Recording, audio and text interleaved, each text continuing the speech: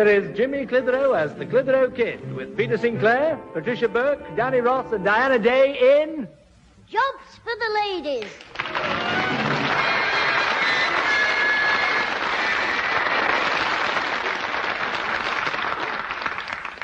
I tell you, Pat, I'm not paying it. It's daylight robbery. Look, Father, prices have gone up everywhere. I'm having the same trouble with my housekeeping. Oh, yes, Grandad, everything's going up. Except eggs. They're still coming down. What? It's the only way the hens can lay 'em. Very funny. Now, look, Pat, you tell that shoe repairer I'm not paying all that to have a pair of my old boots mended. Before I'll pay that, why, I'll walk to the pub in my bare feet. Yeah. You be quiet. I've just had to pay the earth for a new satchel for you. The old one was torn to pieces. I'd love to know how you got it like that. Oh, but, Mother, his satchel got like that because every morning he fills it with his school books and then bashes his friends with it on the school bus. Listen, enemy. How would you like my football boot round the back of your... Jimmy, behave yourself. Well, it's her, ma'am. She's always on at me. If for that short of money, why don't we take her to the pawn shop and ask them to make us an offer? Jimmy, would you like me to get a big stick for you? Can we afford one? Listen, when you've finished making jokes about Susan, it'll be a poor day for us when she does leave home. You seem to forget she's the only one of us who's working. Working? You don't call that work, do you? Belting wrong words out on a typewriter at a cool 10 a minute, licking the stamps and the boss's shoes, brewing the office tea that nearly killed the office cat. I'll give you such a smack. I meant we depend on Susan's share of the housekeeping money to help us pay our way. Oh, well, if there's only our Susan working and we're short of cash, well, I suppose it's a daft suggestion coming from me, and you'll probably laugh at me, but... Grandad, instead of sitting there reading the paper, why don't you go out and get a job?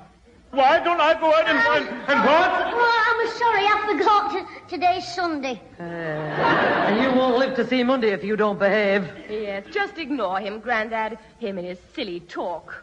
Ah, well, perhaps there's something in what the boy says. Look, take no notice. Maybe I'm not pulling my weight in this household. Look, Father, we'll be all right.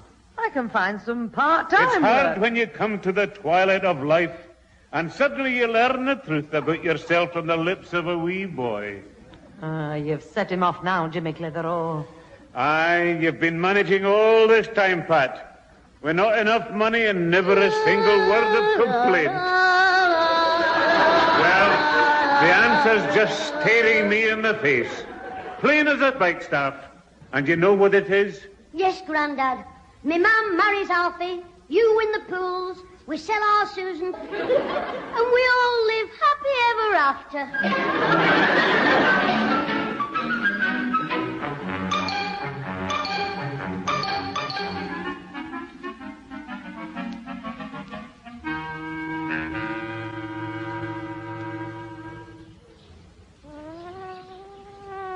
Hey, busy bee, buzz off. I'm trying to watch our Susan and Alfie through these bushes. Go away. Look, clear off and find a nice bluebell full of pollen.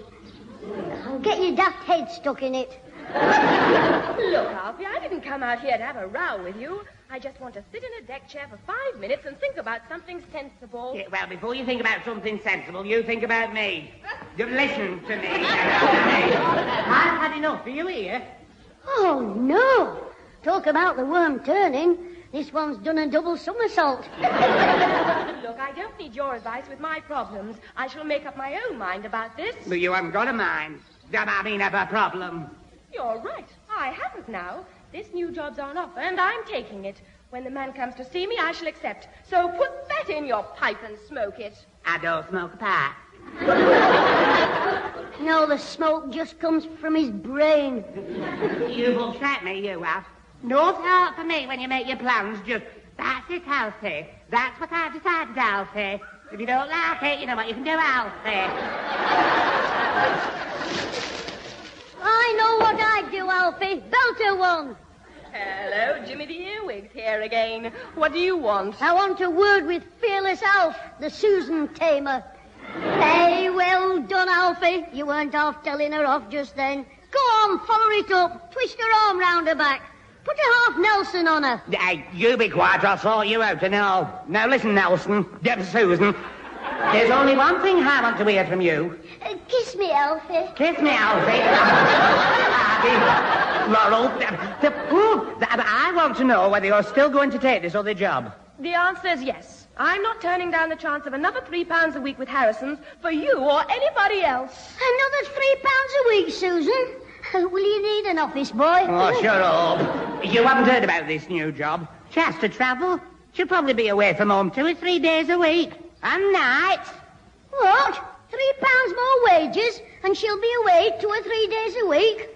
What have I done to deserve such good luck?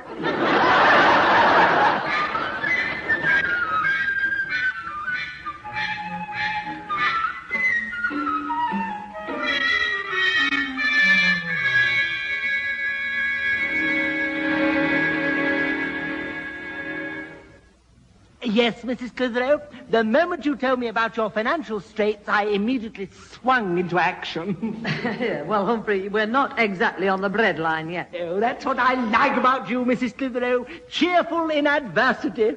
Oh, yes. Had I ever married, it would have been to the Parkside old ladies. Oh, they'd have been a handful on your honeymoon, eh? Oh, now. You know what I was referring to. The weekend cooking job at the Parkside old ladies' home. It's right up your street. I thought you said it was down by the park. Oh, dear. As someone once said on the radio, you don't half tickle me, Mrs. Clitheroe.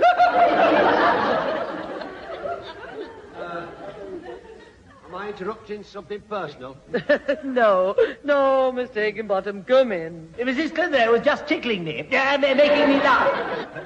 I hope you didn't get the wrong idea. With you? You must be joking. I mean, I think I found you that job, Mrs.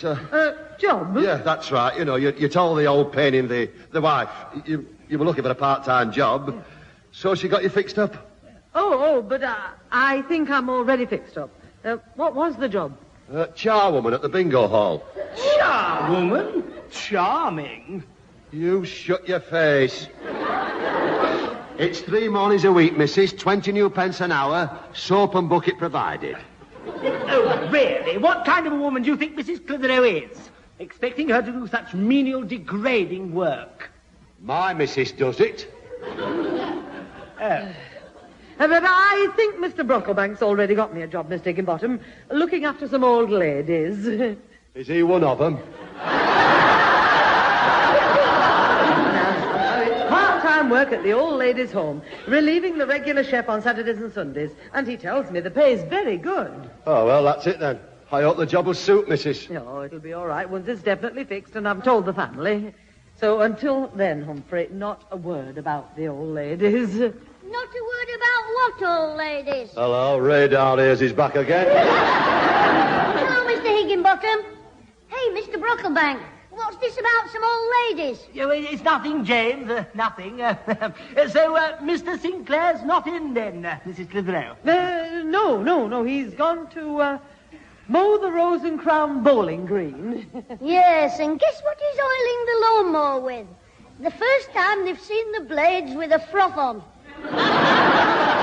Look, I wanted to see Pete. Can I wait? Oh, certainly. Pull out a pound note and sit down. I'll bust your face in. Well, before you do, tell me about me granddad and these old ladies. We were talking about a home where old ladies go to live. And me granddad's going to live there? I hope he has his own room. His underpants are covered in patches. You'll be covered in patches if you don't clear out. Go and take your wet things off. In a minute, ma'am. Hey, Mr. Higginbottom, fancy me granddad living in an old lady's home. Oh, aye. I could just see him shacking up with a bunch of old crows. Hey, fancy having to smuggle your beer to bed every night in a hot water bottle. Trust you to suggest a revolting thing like that. Suggest it? Ozzy said when his granny stayed with him, Mr. Higginbottom tried it. That'll do. Yes, out you go. And take those shoes off. Yes, ma'am. You can tell me about my granddad later. But first, ma'am, when that man comes to see our Susan about the job, tell him our worries are over. I've taken care of that. You are? I'm telling you, you won't be short of money now. I'll earn plenty for us. I'll be the breadwinner. You'll starve to death. Well, we cannot all sustain ourselves on pints of beer and public house meat pies. Brocklebank, how would you like a bunch of fives up your router? Now, don't be uncouth. There's a lady present. There's two of you. All right, you two. Jimmy, what are you on about? Surely you haven't got a job? Ma'am, I've got it all worked out. A milk round, delivering leaflets, and taking dogs for walks. Oh, rubbish. You say you've got all that worked out? Yes, Mr. Higginbottom. All I've got to find out is the answer to one question, and you can tell me. Oh? What's that? How fast can your Aussie run with 1,000 leaflets, 12 pints of milk, and 2 big Alsatians?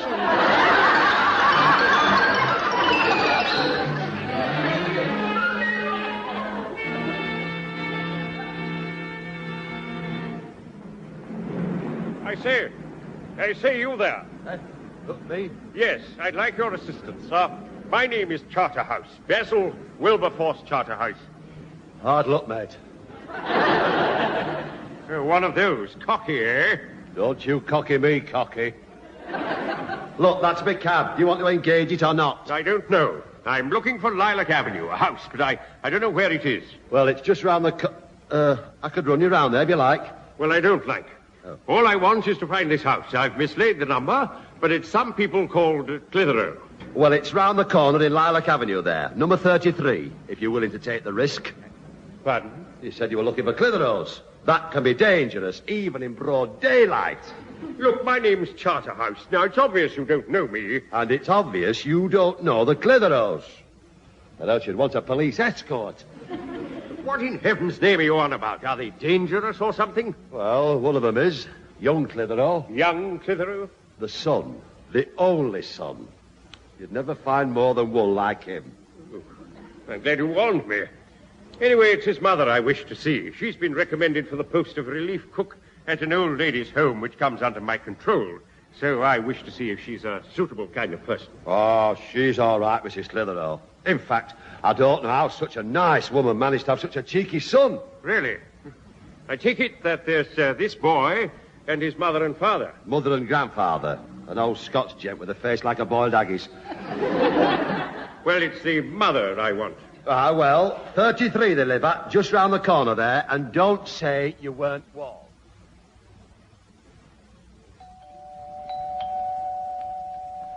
Jimmy, there's somebody at the door. Shall I see who it is? Yes, Alfie. If it's Ozzy, tell him to come in, but wipe his mucky feet first. Yeah.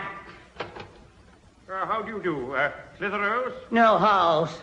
No, I mean, yes, it is. No, not me. I'm Alfie, but there. Clitheroes, not holes. I'm sorry, am I at the wrong house? No, I am. Well, not at the wrong house. A different one, not mine. But you aren't at the wrong one. You're all right, but I'm not. That I can believe. Look, if this is Clitheroe's, I wish to see the lady about a job for which she has applied. Oh, yes, she told us about that. Well, you better come in. Well, thank you. Wipe your mucky feet. What? I'm sorry, not you. The Aussie has to wipe them, Jimmy said. Not you. You needn't wipe your mucky feet.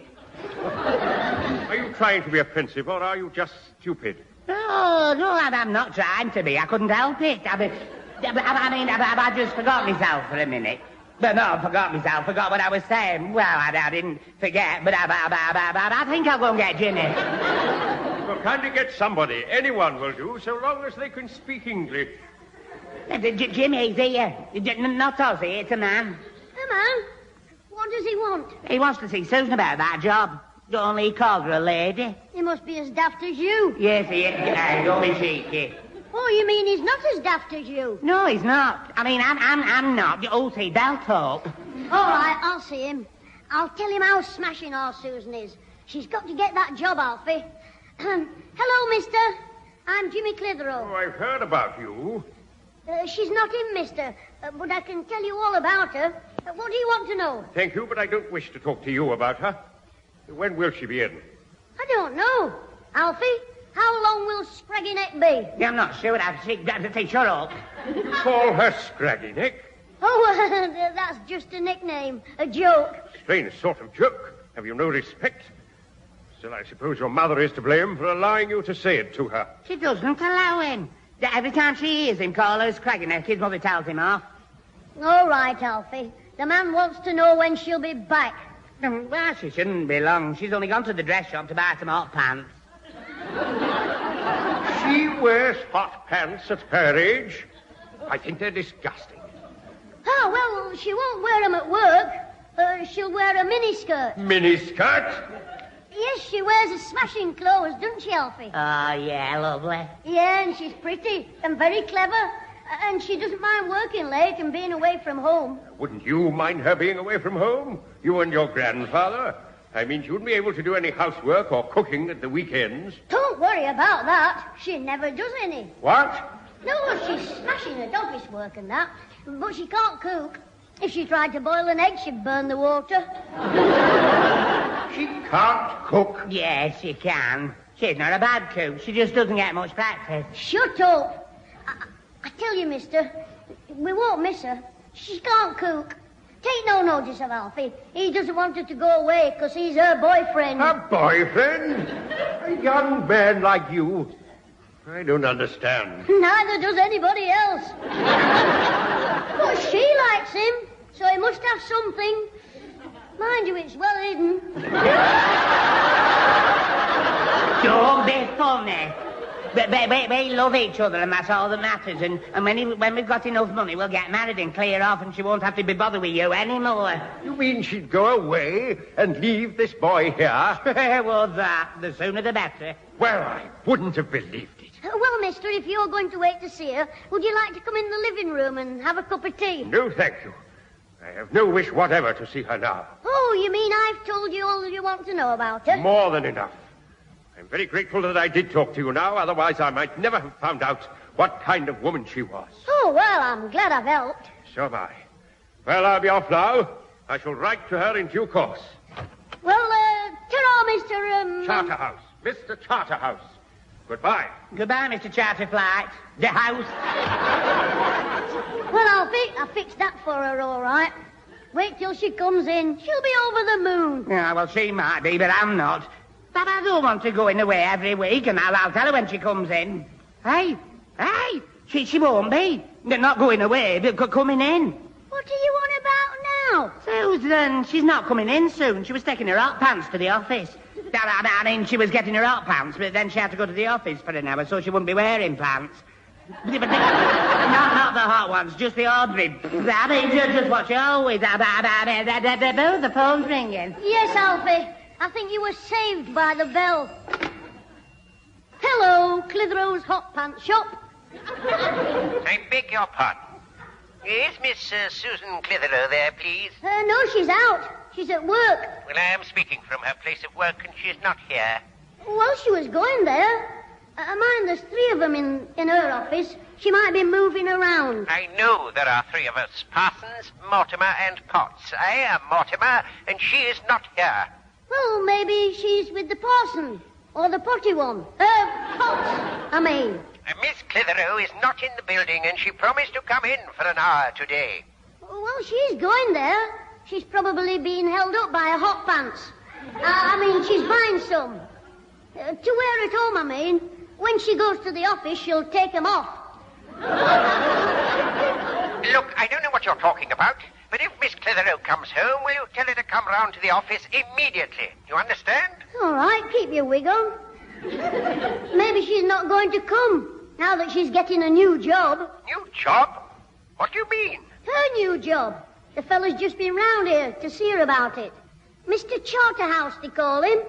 You see, she wasn't getting enough money working for you, so she thought she'd better try and get... It's no wonder Mr. Mortimer got cross if he didn't know she was leaving. Yeah, it's a good thing I fixed her that other job with Charterhouse, 'Cause from the sound of Mortimer, she'd be looking for one tomorrow if I hadn't. Well, you shouldn't have told him. What difference does it make? He can't sack her. She's packed up. Now, I wonder who this is. Maybe it's somebody come to offer you a job, Alfie, in the waxworks. There might be a dummy short. Very funny. Hello, Mr. Brocklebank. There you are, you little troublemaker. You what? I am furious, livid, beside myself with anger. You'd better come in before you go mad and start tearing paper. I will come in. I don't want the neighbours to see the state I'm in. Yeah, that suit is a bit old, isn't it? Now, don't you be so impertinent. Oh, it's you, Mr. Brocklebank. Hello. Careful what you say, Alfie. The mood he's in, it could crush a grape. James Clitheroe, I abhor violence, but one more impudent remark and I'll slap your bottom. Oh, Mr. Brocklebank. In front of Alfie. Oh, I'm sorry, Alfred. Will you be quiet? I haven't spoke. Not you. I meant James. Now, what lies have you been telling Mr. Charterhouse? Oh, tell him, Alfie. I didn't I'm tell talking him. to you, James. Yes, shut up, Alfie. I'm sorry, but you know I'm not. All right, well, what are you on about, Mr. Brocklebank? All I did was fix her a job with Mr. Charterhouse. Oh, yes, you fixed it all right. He said he wouldn't employ her if she was the last woman on earth. Hot pants, miniskirt, can't cook water. Oh, Susan can't cook water. Susan? He came to see your mother about a job cooking at the old ladies' home. What? Oh, heck. Yes, so you got your mother fired before she even had the job. She's not the only one. He spoke to Susan's boss on the phone and he's got her the sack. Well, your family really has got money trouble now, thanks to you. Well, and what have you got to say now? Goodbye. Can you lend me the fare to China? Don't be so facetious. Your family won't think it's funny when they find out what you've done. Oh, heck. Me mum and Susan will murder me.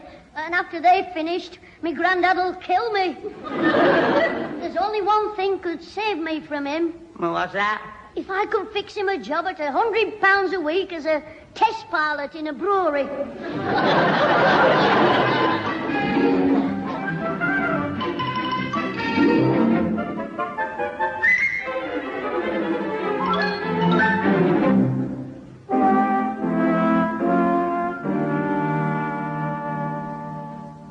Look, Alfie, somehow we've got to get me mum another job before she comes in, or we've had it. How can you get... What do you mean, we? Well, you're the one who told Charterhouse me mum wore hot pants. I did not. Well, I did, but I didn't know I didn't know your man wore hot pants. I was telling him about your Susan's pants. Oh, you know what I meant. Yes, I know. But who else will believe you? Especially if I don't back you up. Blah, you little twister. Well, think. Do you know anybody who has a part-time job? No, I don't. Yes, I do. Me Auntie Nora. I know her. Get away. She works part-time for a doctor. He's a psychiatrist. Me Auntie Nora's a receptionist on his couch. But for it. The people, who come to lie on it. You see, you lie on the couch and he talks to you and cures you. I suppose he cured you for nothing. Because of your auntie. Oh, yes, well, you see, me auntie... No, he didn't. He didn't cure me at all. I haven't been cured. Oh, don't give up hope. You'll give up hope in a minute. I'm sorry. Do you think your Auntie Nora could get me mum a job with the psychiatrist? Then he could have 2 couches. No waiting. He wouldn't want 2 receptionists. Well, do you think we could get your Auntie Nora the sack? Hello there, Jimmy. Alfie. Hello, Mr. Tinkler. Hello, Grandad. Terrell, come on, Alfie. Wait a minute, where are you going? It's nearly tea time. We're just popping out for a minute to see Alfie's Auntie Nora. Oh, where does she live, Alfie? Birmingham. You daft twit. Come in, Susan, Humphrey. They're still here. Oh, heck, me mum. You've done it this time, haven't you? Alfie, Susan's talking to you. She was talking to you, you little imp. You, Mr. Brocklebank, you're a telltale tit. Don't you be cheeky. I had to tell your mother, James, and Susan. After all, they had lost their jobs. Who's lost her jobs? Mother had a job fixed at the old ladies' home, and the man came here to see her.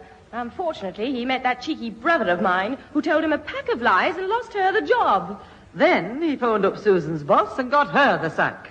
It was Alfie. He told the bloke that my man wore hot pants. I didn't. I told him about Susan's pants. Only I got mixed up. Well, I mean, he did. Well, I did as well. I meant Susan's hot pants, not your man's. Look, will you shut up, Alfie, about the pants? Jimmy, I don't understand, but it seemed you're due for a leathering. Oh, don't hit me, Grandad. I didn't mean to cause trouble. I only wanted to help. And since it happened, I've been phoning all over trying to get you all jobs. I've even tried to get one for myself. But the man at the employment place said I was too young to be an astronaut. I wasn't talking about me mum's cooking. I meant our Susan. What are you all laughing at? You little crybaby. Yes, I hope you've learnt your lesson. I'm sorry, James, but, it is funny. Well, I don't see the joke. Was it the one about Jimmy being an astronaut? Well, as a matter of fact, Father, without realising it, Jimmy's done us all a favour. Yes, you see, Mr. Sinclair, when Mr. Charterhouse told me he didn't want to employ Mrs. Clitheroe, I went to see the vicar.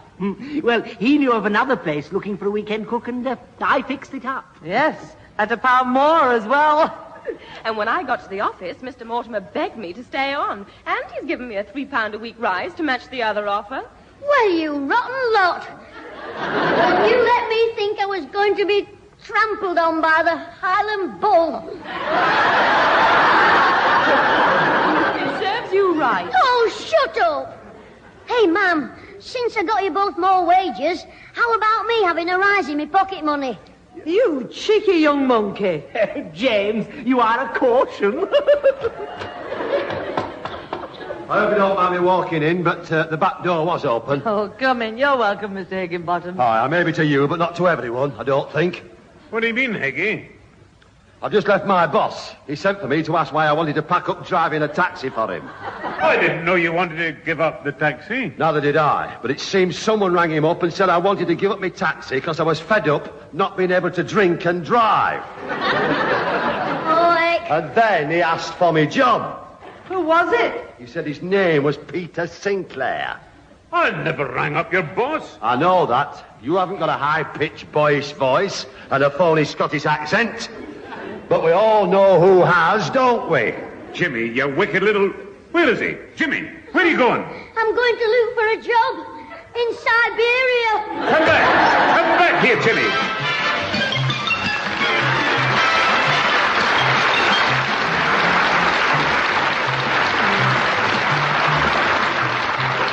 Those involved with the Clitheroe Kid this week were Peter Sinclair as grandfather, Patricia Burke as mother, Danny Ross as Alfie Hall, Diana Day as Susan, Tony Melody as Mr. Higginbottom, Brian Truman as Mr. Charterhouse and Mr. Mortimer, and Colin Edwin as Humphrey Brocklebank. The recorded programme was written by James Casey and Frank Roscoe, produced by James Casey, and starred Jimmy Clitheroe as the Kid himself.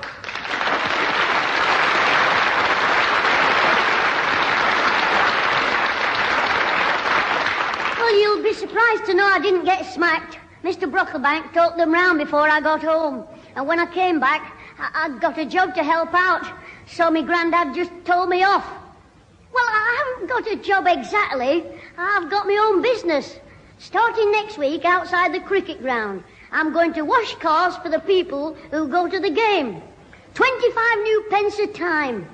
20 pence for me washing them, and 5 new pence for Ozzy for dirting them.